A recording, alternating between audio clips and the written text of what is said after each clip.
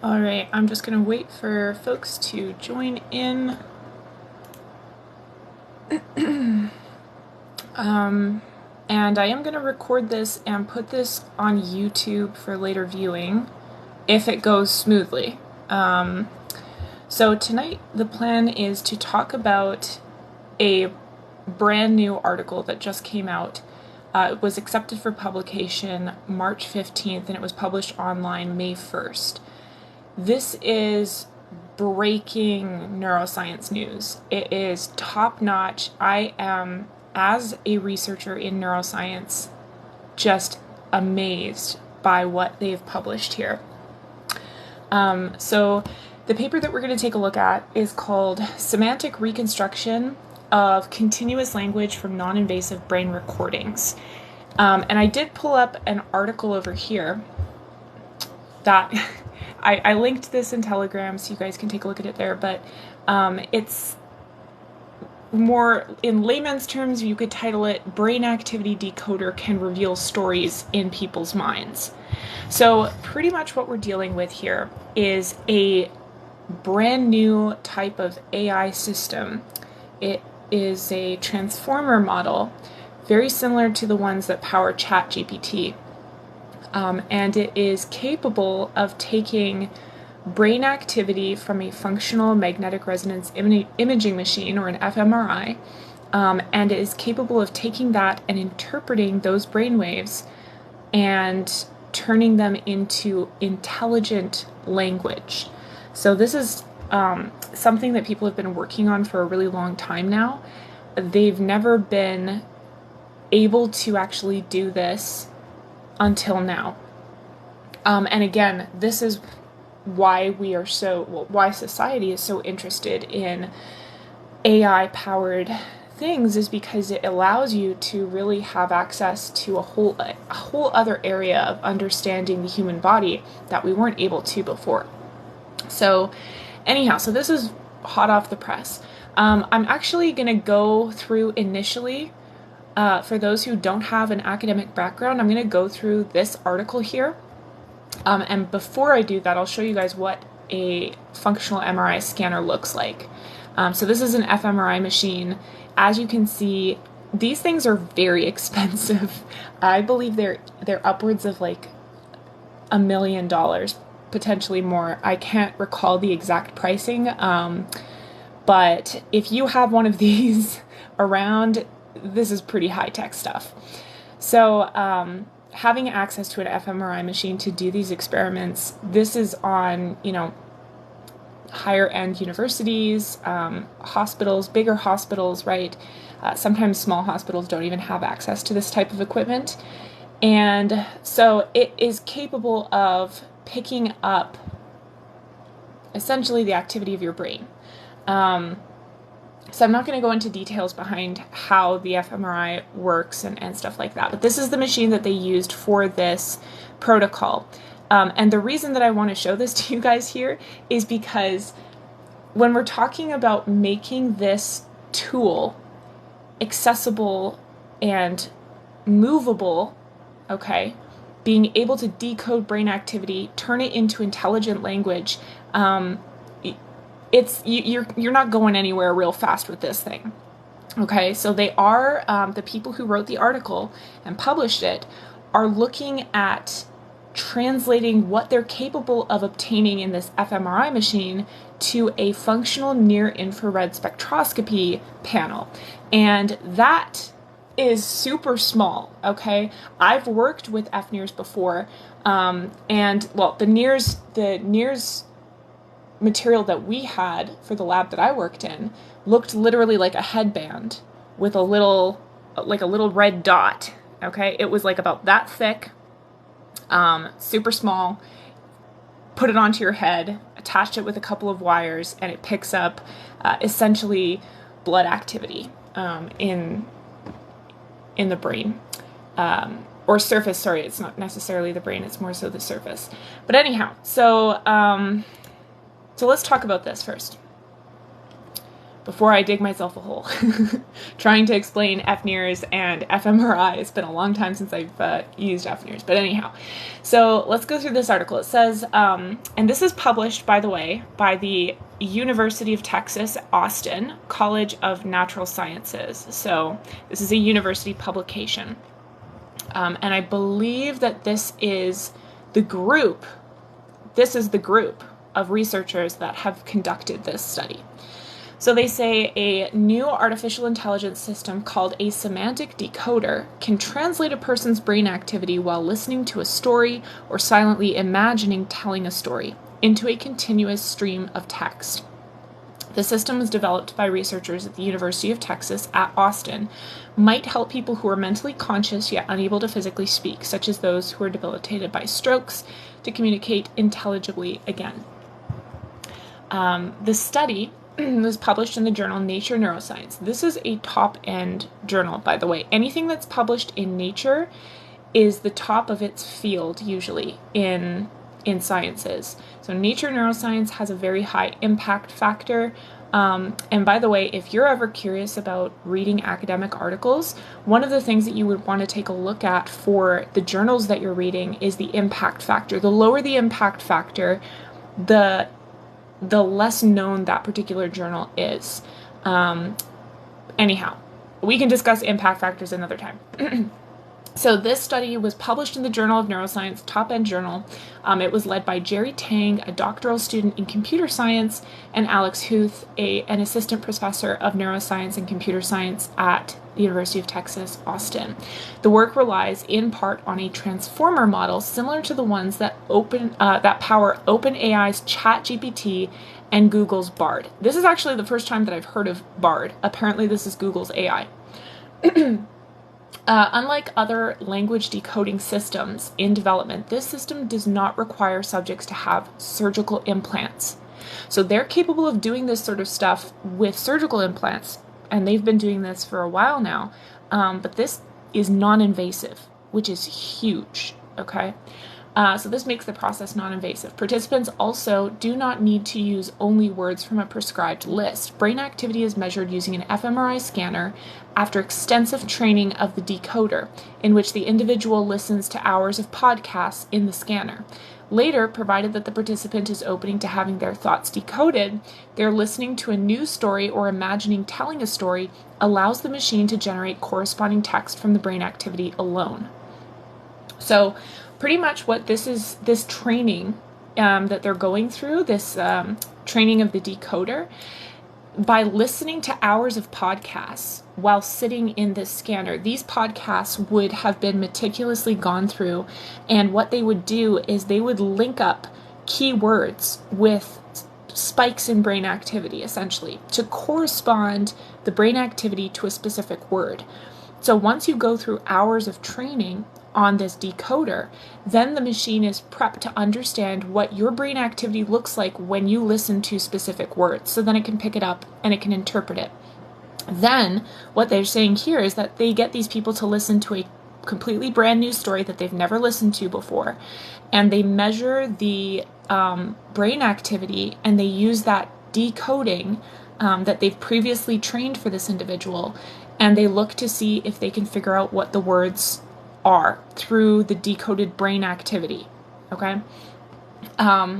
Or they can have the participant, instead of listening to something, pretend or imagine that they're telling a story, and then they look at that brain activity after they've listened to that story, told that story to themselves in their mind through thoughts, and they decode it to see how accurate they can get to the story that the person was telling. So they say here, for a non-invasive method, this is a real leap forward compared to what's been done before, which is typically single words or short sentences. We are getting the model to decode continuous language for extended periods of time with complicated ideas. So this is really, really big. The result is not a word-for-word transcript. Instead, researchers designed it to capture the gist of what is being said or thought, albeit imperfectly. About half the time, when the decoder has been trained to monitor a person's brain activity, the machine produces text that closely and sometimes precisely matches the intended meanings of the original words. So for example, in experiments, a participant listened to a speaker, and the speaker said this: "I don't have my driver's license yet." When they went and translated their thoughts, the thoughts that they translated from the brain waves of the fMRI, okay, came out, and they translated to be, "She has not even started to learn to drive yet." So from this, I would presume that because it is a gendered term, the speaker that they were listening to was female. It's very, very fascinating. Then they listened to some more words. These other words said, "I didn't know whether to scream, cry, or run away. Instead, I said, 'Leave me alone.'" That was the phrase that they listened to. And when it was decoded, their thoughts were thinking, started to scream and cry, and then she just said, "I told you to leave me alone." Okay, so the person, it's very fascinating because you can see that the person is actively interpreting what they're listening to, right? From an outside perspective. I think this is just super, super cool. So, I mean, as a research scientist, this is super cool. It's somebody who's been in neuroscience for over 10 years now. This is amazing. It's also really, really scary, okay? Because of the implications that this has. So, let's see here. So these are some stimuli, and then the decoded stimulus. So this is what the person listened to or heard or thought, and this was the interpretation of their brain activity and what they thought. So the first one here, it says, and you can see they've coded it with the purple to match purple, I think it is. I'm not quite, let's just see here. Do they say what the colors are? Oh, I see. Blue is an exact interpretation. Purple is they've got the gist of the idea translated, and then red is an error. Okay, so here, the stimulus or the speaking that they listened to said, "I got up from the air mattress and pressed my face against the glass of the bedroom window, expecting to see eyes staring back at me, but instead only finding darkness." When they went and they took the brain activity and decoded it through their AI, it read as follows: "I just continued to walk up to the window and open the glass. I stood up on my toes and peered out. I didn't see anything, and looked up again. I saw nothing." So purple, again, they got the gist of what the stimulus was saying, but they missed some key things. They didn't decode air mattress or bedroom. They didn't decode this eyes staring back. But they did get the window right and the glass, which is really fascinating. Okay. And then they go through, they have a whole bunch of other examples here that they fed through to a participant and the decoding that they did.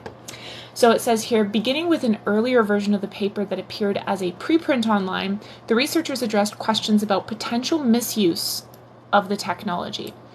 The paper describes how decoding worked only with cooperative participants who participated willingly in training the decoder. Again, this is to ensure that they can match your brain activity with specific words. So if you don't go through this training, they're saying that the results for individuals on whom the decoder was not trained, their results were unintelligible. So they couldn't figure out what those people's thoughts were. Again, because they had no reference point, they had no control. So they didn't have any activity to go back to and say, oh yeah, this brain activity corresponds to this word. So that training was really important. And it said, if the participant on whom the decoder had been trained later put up resistance, for example, by thinking other thoughts, the results were similarly unusable. Okay, so there's a way to kind of combat this. So they go on, they say, we take very seriously the concerns that it could be used for bad purposes and have worked to avoid that. We want to make sure people only use these types of technologies when they want to and that it helps them. So again, the researchers are really hoping that this is going to go towards people who have cognitive function but can't physically speak. Okay, this would become very helpful for people who have severe spinal cord injuries or people who have ALS, or as they mentioned earlier in this article, having a stroke, right? They would be able to actually just think and have their thoughts be able to be coded out for people to understand what they're thinking in I don't know if this is in real time. I don't think it would be. But anyhow, okay, let's continue. It says, in addition to having participants listen or think about stories, the researchers asked subjects to watch 4 short silent videos while in the scanner. The semantic decoder was able to use their brain activity to accurately describe certain events from the videos. Well, that's fascinating. It says the system currently is not practical for use outside of the lab because of its reliance on the need of an fMRI machine. And again, as I showed you guys here, an fMRI machine is massive and very, very, very expensive. So this is going to be hard to actually make feasible for just the everyday type of person, right? But here's the thing. The researchers think this work could transfer to other more portable brain imaging systems like functional near-infrared spectroscopy, which honestly I find it interesting that they mentioned this because FNIRS is not a brain imaging system necessarily. At least the one that I worked with wasn't, so. And then it says here, FNIRS measures where there's more or less blood flow in the brain at different points in time, which turns out is exactly the same kind of signaling that the fMRI is measuring. So our exact type of approach should be translated to FNIRS, although he noted that the resolution with FNIRS would be lower, so the accuracy wouldn't be as good, it would be harder to understand. And so they have a YouTube video. I'm not going to play this. I haven't actually watched this video, so I'm not going to play this, but it's on the article. And then it goes on and says the work was supported by the Whitehall Foundation, the Alfred P. Sloan Foundation, the Burroughs Wellcome Fund, and 2 of the authors, Alexander Huth and Jerry Tang, have filed a PCT patent application related to the work. And I find it interesting because if we go to the article here, if I have it down at the bottom, rights and permissions, hold on, I just read this earlier, supplementary information,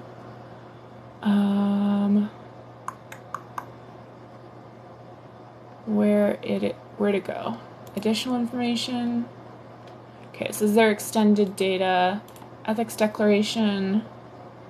Okay, so that's where they mentioned that they have the pending patent on the application. They had a note about the data. Supplemental information, nope. Okay, it's not here. 1 second. I'm just going to pull up. So this is, again, I'm showing you an incognito page just so I don't give away my personal details. I'm just going to pop you down here for a second. Hold on. I'll go back to the page that I was just looking at. And can I show you this without showing you my info? I think I can. Hold on. Hold your horses. Sections. Extended data, rights and permissions.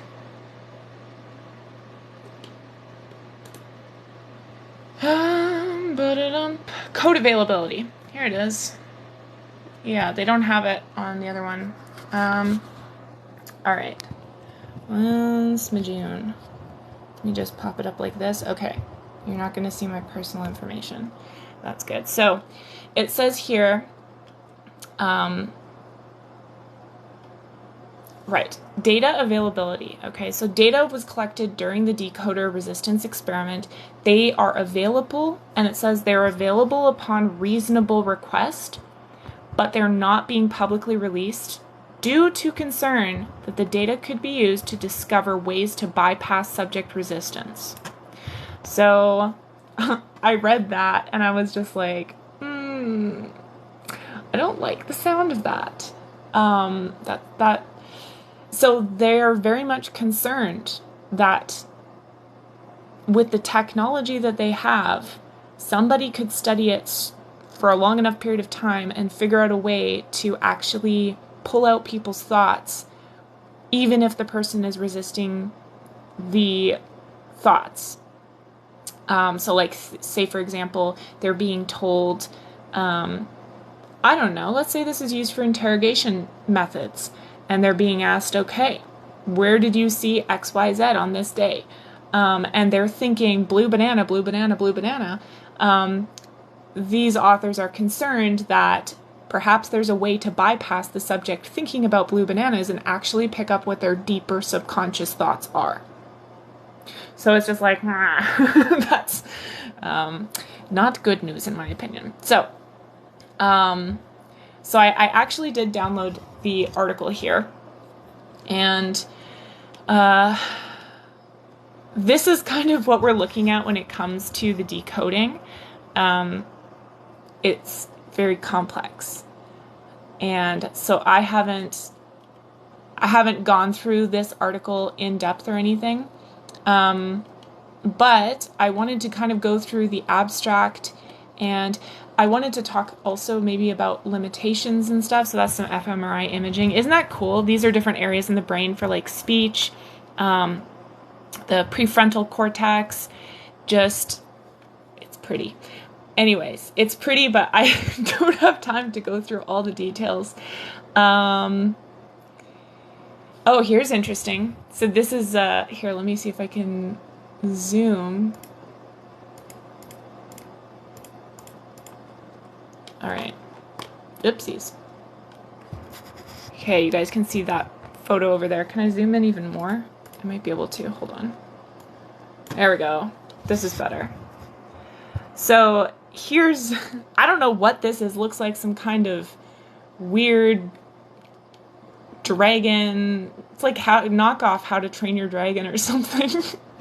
So this is the video footage that they were showing, and it looks like there's some strange creature that's having difficulty breathing or is injured, some bat-like. That's kind of really creepy, honestly. But anyhow, it's this bat-like creature, and that was the stimulus that the participant was given, and this was what they decoded from their brain activity. She was very weak. I held her neck to get her breathing under control. That's crazy. Okay?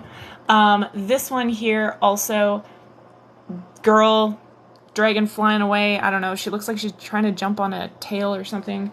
And she says, the decoded thoughts read, I see a girl that looks just like me get hit on her back and then she's knocked off. That's crazy. All decoded because a participant looked at this and this is what their thought activity said. So, yeah, I don't know why they used photos like that. But this is, again, also messages that they referenced and the messages that they decoded, so I'm not going to go through those. Let's just see what else they got here.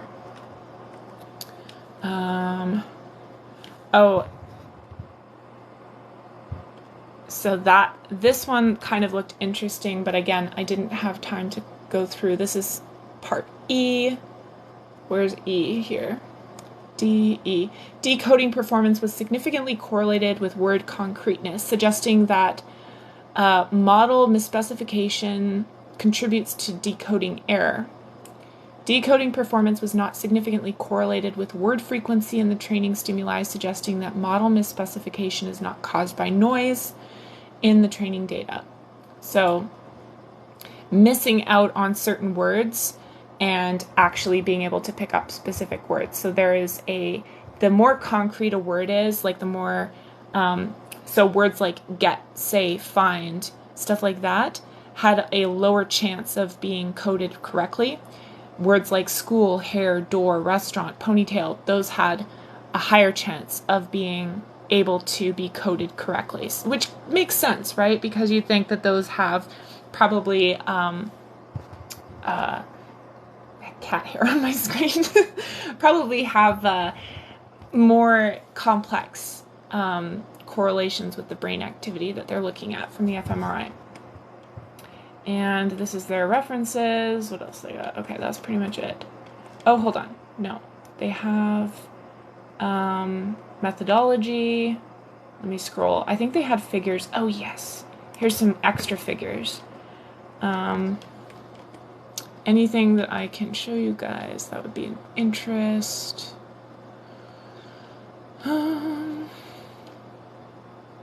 Okay, here's something interesting. Maybe not. Okay, I'm not going to actually go through that. Don't mind me bumbling around, by the way. I haven't read through the paper, and I was just kind of very curious to, like, look at some of these figures. Story similarity. I'm not going to look at that right now.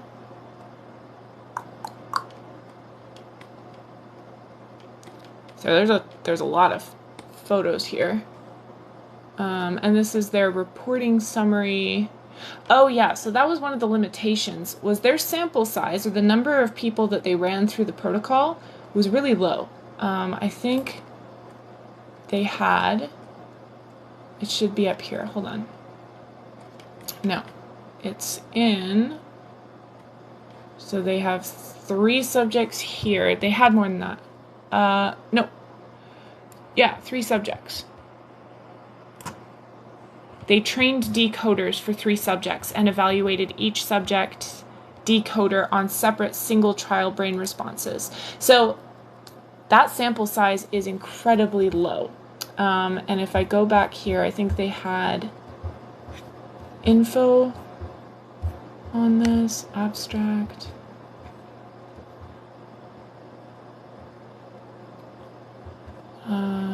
Oh, they're not letting me access it through here. I have to go through I'm not going to do that. Okay. So to kind of go through the abstract. So the abstract here, so if you're ever reading a research article, the abstract's the best place to start, and then the introduction and the last paragraph and first paragraph of the discussion. Anyhow, so a brain-computer interface that decodes continuous language from non-invasive recordings would have many scientific and practical applications. Currently, however, non-invasive language decoders can only identify stimuli from among, a small set of words or phrases. Here we introduce a non-invasive decoder that reconstructs continuous language, so not just single words, from cortical semantic representations recorded using functional magnetic resonance imaging, or fMRI. Given novel brain recordings, this decoder generates intelligible word sequences that recover the meaning of perceived speech, so you think you heard something, imagined speech, making something up in your mind, and even silent videos, demonstrating that a single decoder can be applied to a range of tasks. We tested the decoder across the cortex and found continuous language can be separately decoded from multiple regions. Okay, so you can look at different parts of the brain to get this information. As brain-computer interfaces should respect mental privacy, we tested whether successful decoding requires subject cooperation and found that subject cooperation is required both to train and to apply the decoder. Our findings demonstrate the viability of non-invasive language brain-computer interfaces. So that's just crazy. And let's see here.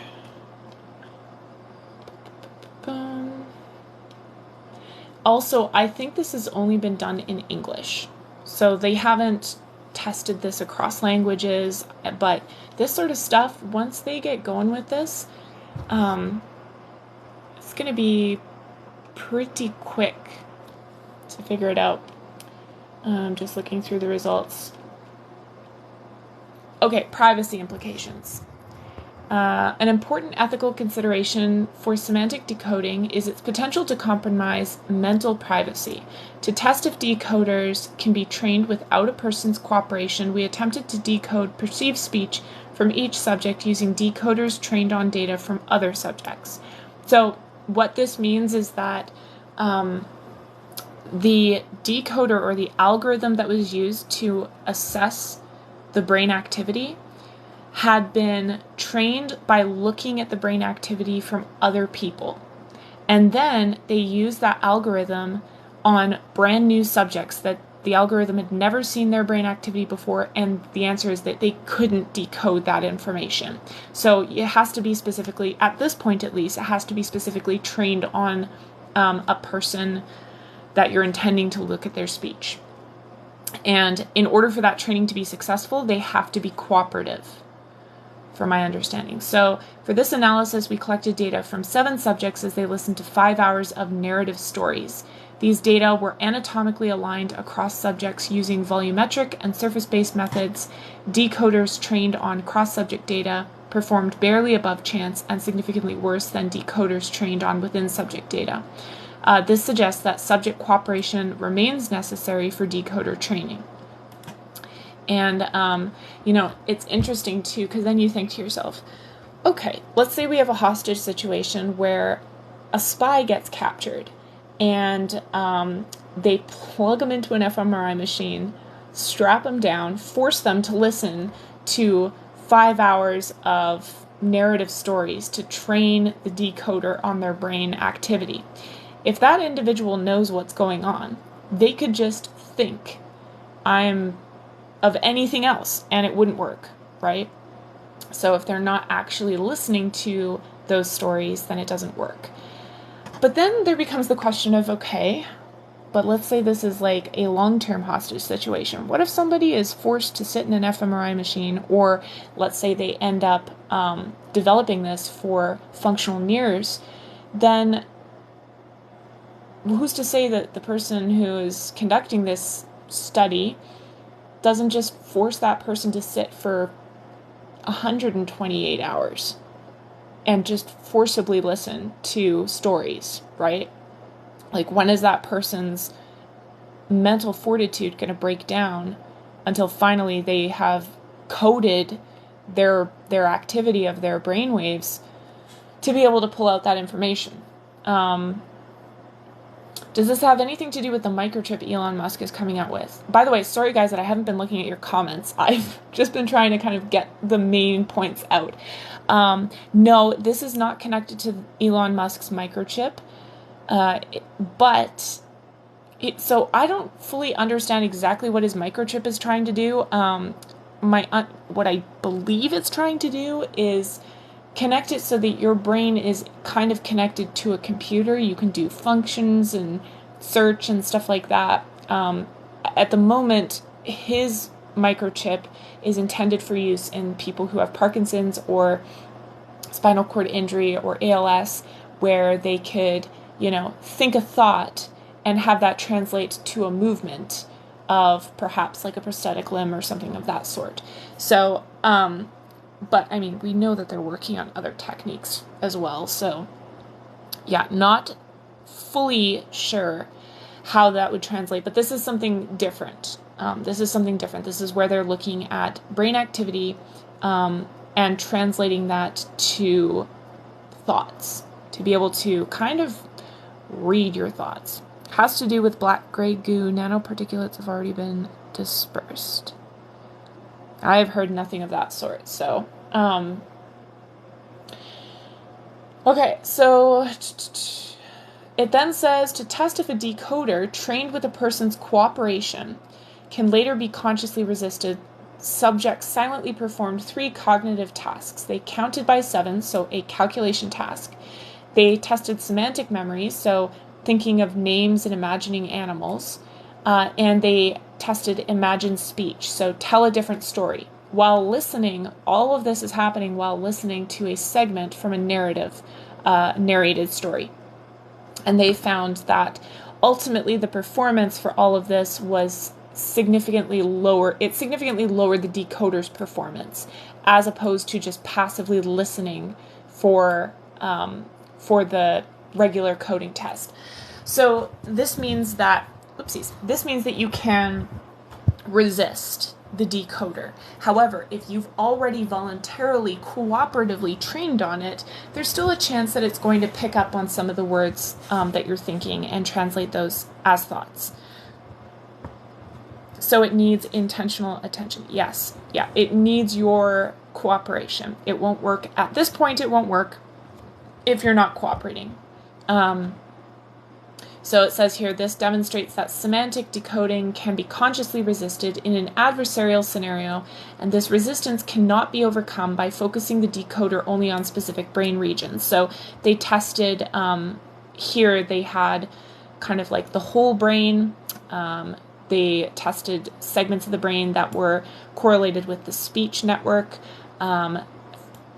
areas of the brain that are correlated with imagined speech, so on and so forth, right? Like they tested this by looking at different segments, and it doesn't, you can't override somebody's resistance by looking at a specific area of the brain.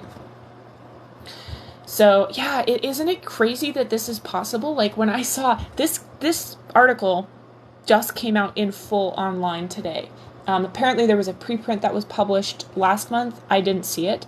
But this is like crazy, right?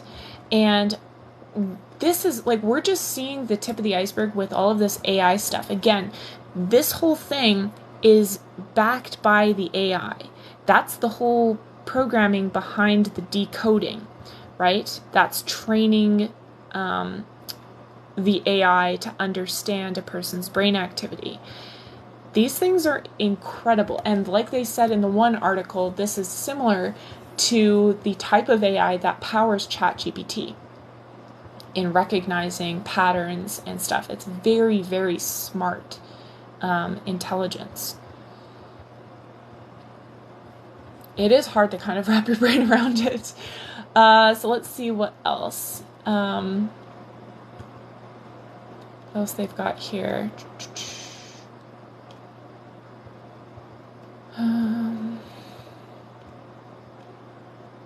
This is their discussion section. They're just kind of breaking down what they found.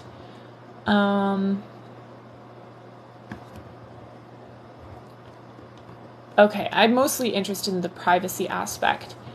So, yeah, as they said, our privacy analysis suggests that subject cooperation is currently required both to train and to apply the decoder. However, future developments might enable decoders to bypass these requirements. Moreover, even if decoder predictions are inaccurate without subject cooperation, they could be intentionally misinterpreted for malicious purposes. For these and for other unforeseen reasons, it's critical to raise awareness of the risks of brain decoding technology and enact policies that protect each person's mental privacy. I can't believe that I'm literally reading something like this right now in one of the top neuroscience journals. It's crazy. They must have a plan for how to manipulate mass. Okay, so here's the thing, guys. I do not think that the people who developed this had any ill intention at all. Not at all. I genuinely do believe that these are just humble basic science researchers who just have a real passion and love for computer science in this case, neuroscience. These are, just honest researchers. I mean, I can't speak to them from a personal perspective to know exactly what their involvement is, but coming from being in the field and seeing people who are involved in stuff like this, they just love the research. They love the science. They love learning about things. Now, that being said, there absolutely are people who are malicious and who would use this to manipulate people, to kind of break down that mental privacy, which is crazy. My mom mentioned something earlier today. She was just like, this is insane because I thought that only God knew our thoughts, that only God could read our thoughts, right? So what is the implication for this spiritually speaking? Anyhow, not going to go into details on that or my thoughts about that, but I think that this could tie in with the spiritual realm. Well, so here's the thing. If, let's say, then technology is developing so rapidly now, if they do manage to get this to work for FNIRS, functional near infrared spectroscopy, as opposed to fMRI, which is much more portable and much more easily accessible, then this could become something that they use during the tribulation to suss out Christians, right? Like, that's immediately where my thoughts went. And I know a lot of people who are, intrigued in just the scientific aspect, they're going to be like, why are you talking about religion and whatnot? But that's my faith. You guys know this channel is all about Jesus and understanding the times that we're living in. And this could very much be used to figure out, hiding places, figure out where are people located, where's your networks, all of that stuff. And again, we're looking at very basic, but like this is breaking this is breaking the boundaries of what we've seen ever to date, right?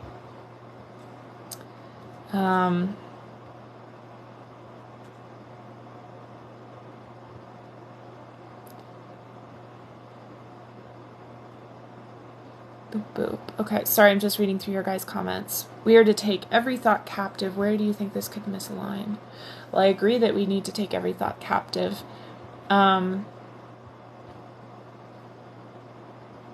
Yeah, so I don't know how exactly they plan to keep tabs on this in the future. But yeah, it definitely pushes past your personal space. That being said, you need to be actively strapped into something for this to be measured. To date, as far as I'm aware, there is no technology that can just mass scan people's brain activity. That's not possible, at least at this point. Could it become possible in the future? Yes. I mean, we're literally watching people decoding brain activity, which is just wild for me to think about.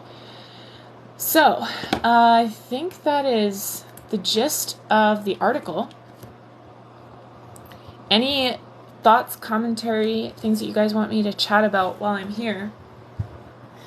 Whoopsies.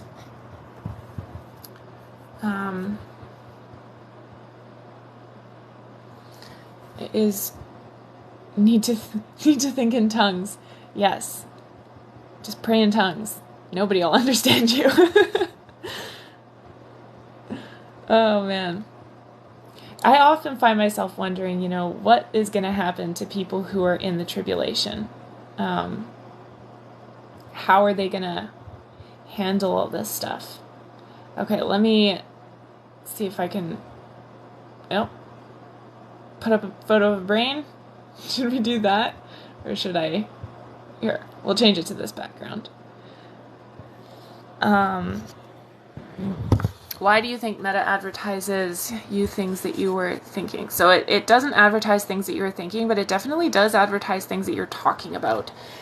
So if you offhand, like I had a conversation with somebody about hunting, and it had to do with hunting locations in the local area, and we were talking about something very specific. I kid you not, Instagram showed me an ad for it like several hours later, and I was like, you're kidding me. I didn't type anything. I'm not interested in typing things about hunting or anything like that. It was just super, super weird. But anyhow, I personally would stay away from all of the AI stuff, guys. And all that, I don't know if you guys are using Snapchat. I literally deleted my Snapchat. Like full on went straight to, didn't just delete the app, like I deleted my account. So it doesn't exist. And here's the crazy thing. When I looked into it, it said, okay, first of all, when you go to delete your account, it disables it for 30 days so that if you change your mind, you can come back. And then after the 30 days, it begins to delete your account. But it says that data may still be held by Snapchat for upwards of 2 years, if not longer. And I was like, what data? What data are you going to be holding, Snapchat? What's going on here? Our electronics already record our health stats. I don't think it's far reach into the fringe. Yeah. Have you been listening to JD Farag? He's been on the same trail. No, I haven't listened to JD in a long time. Mostly because I got frustrated a little bit with how he really went onto a sensationalist trail back in 2020, and it frustrated me. So I stopped listening to him. But he is a wonderful guy. I just didn't agree with the direction that he was going in. So maybe I'll have to take a peek at some of his stuff more recently. He did take a step away, came back a bit more together. Gotcha. Okay. yeah, maybe I'll have to take a look at his stuff again. But I've just been spending time with the Lord and, studying the scriptures that he leads me to. Had a couple interesting things. Who else do I listen to? Amir Sarfati, although I haven't listened to any of his sermons in a while now. But I've listened to him. Jack Hibbs. I have a handful of folks on YouTube that I like. I think it's Olive Branch Fellowship and Almond House Fellowship. Those are two out of the UK. I don't agree with everything that they teach, but they have some interesting content. Bobby Chandler. What is your background with neuro stuff? So I have done my Bachelor of Science in Biology, my Master's, and my PhD in a neuroscience related field. And I'm not going to give details on exactly what I do, just for personal reasons, but I have been in academia. I started my Master's, oh goodness, I started working in labs about 10 years ago. It was about 10 years ago that I started my master's degree. So, anyhow. So I have a pretty decent background. I've used the FNIRS technology. I've done a lot of stuff. My specialization's brain, spinal cord, and muscles. And I have, colleagues who have used fMRI. So this is why this particular article just vastly intrigued me, because I've got a lady that I did lab work with, and she is familiar with this type of technology. I actually sent her the article. I was just like, you guys need to look at this because this is crazy. So anyhow. Come Out in Jesus' Name thoughts. I haven't watched it. I have some concerns with the individuals who are behind the movie. There's a few that I'm very hesitant about their content, so I want to watch it. I don't know whenever it comes out. Maybe my mom and I will have to sit down and give it a good analysis, and get back to you guys with that. Came in late. Hop, you're gonna have to wait then for the YouTube video. I'll publish this on YouTube. You can find it in my profile. And it'll probably be up either tomorrow or the day after, depending on how quickly TikTok processes this live stream. Takes a little while. Rob Reimer is good if you want to know more about deliverance. I don't know his name. I'm really hesitant with people who preach on deliverance or have deliverance ministries, because a lot of it can be really just weird and heavily focused on the demonic and not biblical. Yes, I know Isaiah Saldivar. I've followed him since just around the time that he started getting traction back in 2020. So it would have been around spring 2020. I think I found him in like March or April. And he had a really good direction at first, and he took a weird turn. So I'm very hesitant. I like some of his older stuff that he's done, and he's got some powerful stuff, and I do believe that he loves the Lord, but some of his teaching, I'm just like, I can't support this. So, in my Bible study group, it's someone they gave me to lean on. Gotcha. Yeah. Yeah, so there's a lot of solid people who are involved in spiritual warfare, but they've kind of gone sideways a little bit. I'm trying to remember one of the guys' names. He came out of the Stephen Bancars. He came out of the New Age. Such a powerful testimony. And I don't know where he's gone. He's been super quiet. I think he was dealing with some really heavy just warfare and struggling with his faith and stuff for a while. But Stephen Bancars is amazing if you have friends who are in the New Age and are into, tarot and just psychic readings, stuff like that, New Age books, meditation practices. Stephen Bancar's, his YouTube channel has some amazing content on it. So I would encourage that. And he's been relatively biblically accurate and very humble, right? Like when he's gone off and has struggled with his faith, he's been quiet. He doesn't post. He waits until he is in the right mindset with the Lord. And I respect him for that. So, the wolves are closest to the flock. Pray for discernment. Exactly. Yes. And there's so many people who are preaching just very strange ideologies today. I saw a statistic earlier this last week that approximately 50% of people who claim Christianity do not believe that Jesus was sinless. And I'm like, what? Who taught you that? Where did you learn that? Because that person is a bad teacher.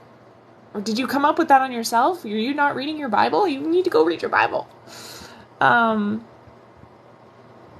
Still feel that the rapture could be any moment. No prophecy left to be fulfilled. Look up, ready. Yep. I mean, it's imminent, right? And for those of you who don't know, I do believe very firmly in the pre-tribulation rapture. In terms of timing for the rapture, I know people disagree, and that's okay. You can agree to disagree. But yeah, so there's no prophecy surrounding the time that the church is called up. It's the doctrine of imminency is what we refer to it as. And it really is better that way because it keeps people on their toes. All of these people who are setting dates and looking at all these particular days and stuff, I'm like, you're wasting your time, really, and you're just setting yourself up for disappointment. I love looking at dates, okay? I'm not gonna lie. I still do. I look at the dates, I get excited sometimes, and I get disappointed. I used to very publicly talk a lot about dates. I don't do that so much anymore, just because I recognize that it can be dangerous for young believers, right? For those who are new in the faith, or even for those who are older in the faith and just really struggling and having a hard time. It's better for us to focus on the mission that we have at hand and trust and know that the Lord is going to perform His will and execute His word when He desires it to happen. It'll happen in His perfect timing. And our job right now is to be faithful with what He's given us and to focus on that, right? But also to be looking forward to Him coming, because He is going to come soon. I do believe that. I mean, just look at the way the world's going. AI, the economy's crumbling. We're looking at this new world order thing. Somebody, a brother in Christ, sent me a document on the King of England's coronation that's happening. Oh my goodness. It's a mess. It is a mess. Like we're talking, there's going to be multiple religions present. What do they call it? Hold on. Okay, hold on. Before I go into the King of England, let me read through, because we were on the topic, let me read through the comments. I'm like 20 comments behind. Hold on. 1 second.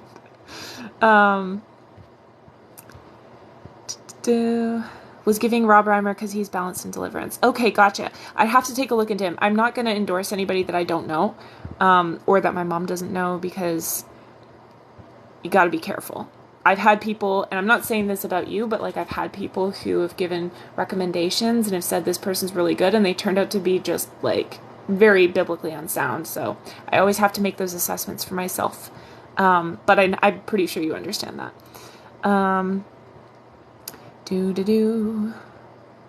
Okay. Do you think AI will be used for the deception? Very plausible. The more that I'm seeing, the more I'm like, this is definitely tied in with the end times, right? Okay. How is your Discord coming? I don't have one. I never started it, nobody ever got back to me in terms of helping, so I haven't done anything with it. Maybe I'll send out a notice, but for those of you who don't know, I was trying to set up a Discord so that we could like have like voice calls and do group chats and stuff. Like, I think that would be really cool. But there's just not enough people that were interested in it, and I had a Discord channel before, and nobody used it, and I couldn't stay on top of everything, so I had a friend of mine managing it, and she was like, it's dead. And I was like, yeah. So I ended up deleting it when I came under all that heavy persecution, just for safety reasons. I ended up getting rid of it. And then I thought to myself, well, maybe I should start one up again, and we could just do like, I don't know, once a week, do like a open mic night or whatever, and just have discussions and chat together, which would be really fun. But yeah, nobody came forward to help set it up or anything. And like, I can't run it on my own. I just can't do it. I've got way too much stuff on the go. And I don't know anybody who is capable of doing it. So that's why I put out the feelers. But yeah, nobody got back to me. So anyhow, if you guys know anyone, or if you're good with Discord and want to set it up for me, then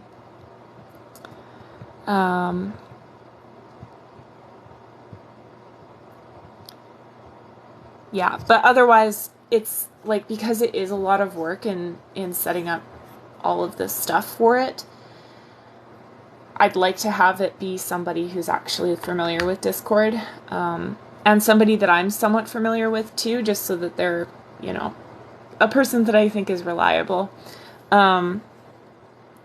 which just may not happen at this point, and that's totally fine. Chuck Missler and his work. I haven't done a ton of reading on Chuck Missler, but my mom, I'm pretty sure, says he's good, but I'm not going to quote her on that. I'm pretty sure he is a good one. So,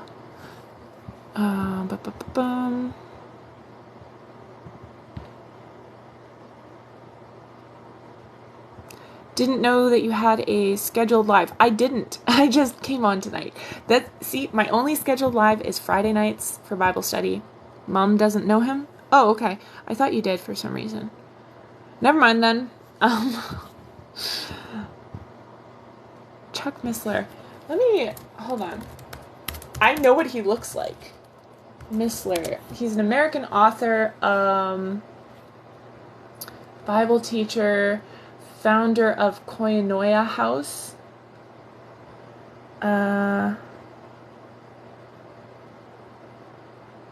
Author of Learn the Bible in 24 Hours, Cosmic Codes.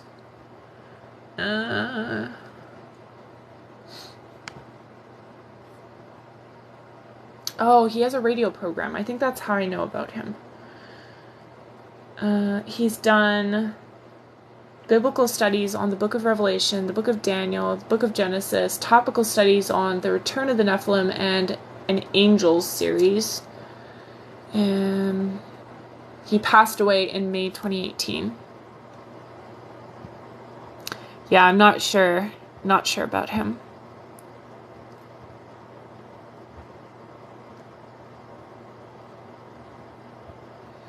Boop, boop. Got some great work, very math and science based. Interesting.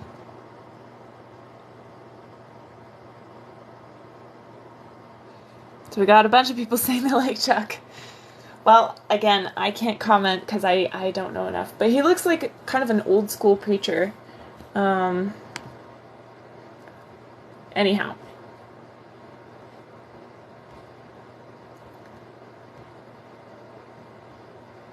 Huh. He's got a very impressive background. Involved in all kinds of different companies, like engineering companies and stuff. Background in just digitization of things, microchips. Oh, interesting.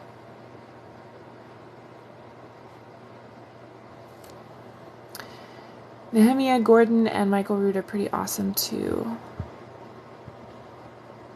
Yeah, I follow Michael Rood. I don't agree with all of his teachings, but he's got an interesting personality. Nehemiah Gordon, I know of him. I've never really... I know of him only because I've heard Jenny and a couple other people talk about his sighting of the moon during, like, feast days and stuff. And I think I heard of him last year because he's on TikTok. And anyways, haven't really followed into his teachings though. Wealth of knowledge, love the Lord, worth checking out. Thanks, Chris. Yeah.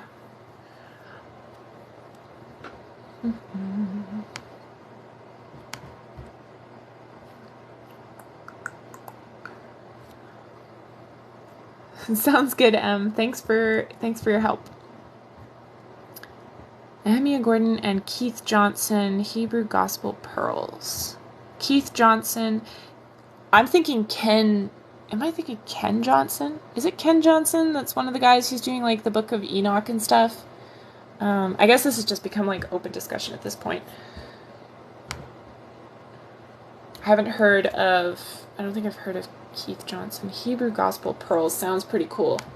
I'm gonna look it up.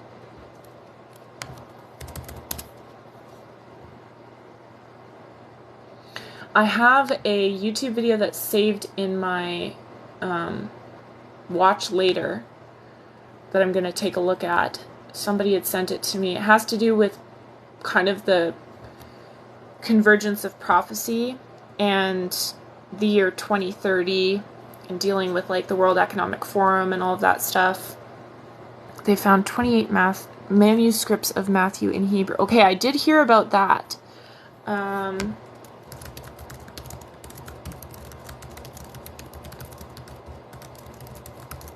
Okay, I'm searching this up, Hebrew Gospel Pearls, because it sounds intriguing. Oh,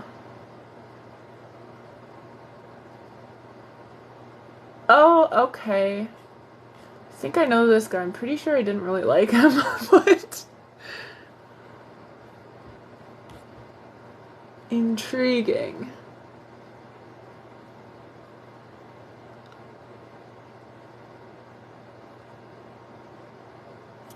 Well, I will take a look into this. Thank you for the recommendation. Steve Quayle. They take an hour to say what they could say in 5 minutes. Okay, that I don't like. Here's the thing. I prefer reading as opposed to listening to things.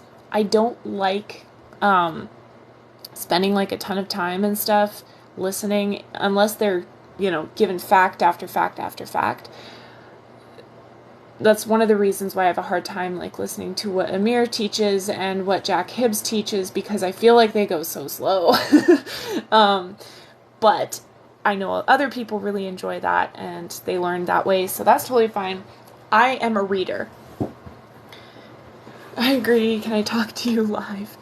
Oh, you mean like doing like a dual live stream? I don't do dual live streams, just a personal preference, but episode 26, 25 to 31. Okay, let me search it up.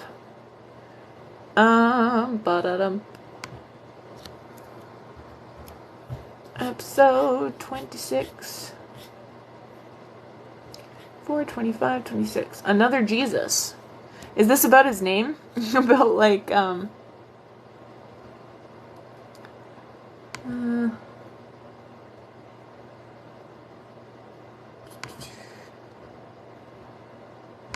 just pulling it up and putting it on that spot so I don't forget.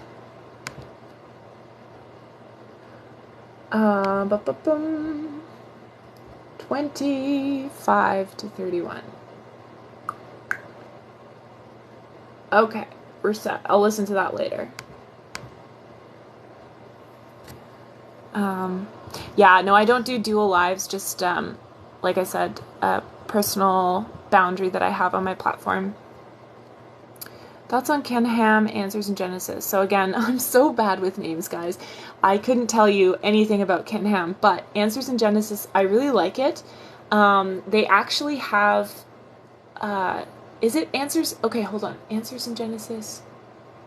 Okay, I'm thinking Creation magazine. Answers in Genesis has some good content. There's also Creation magazine and Creation Journal that are really, really awesome. The Creation Journal has people who are actual scientists who are doing, masters or PhDs, or have their master's or PhD, and they do academic articles. Now, having read through the journal, it could use a lot of work. Some of the articles are good. Every now and then you'll find a nice little golden nugget in there, but for the most part, the peer review process, I think, is not the best. So, yeah, that's my thoughts on that.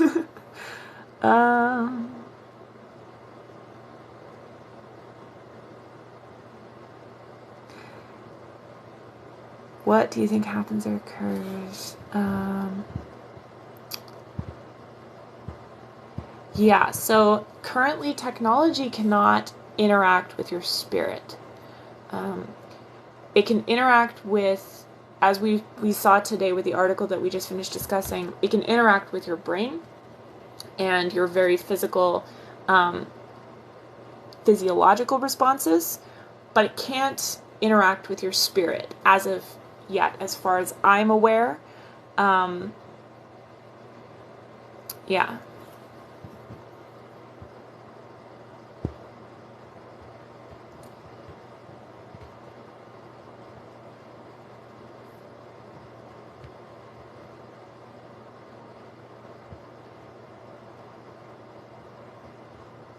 You can, Carolina, you can send me a direct message and we can chat privately. That's totally fine. But yeah, like I said, I don't do dual lives. So, yeah.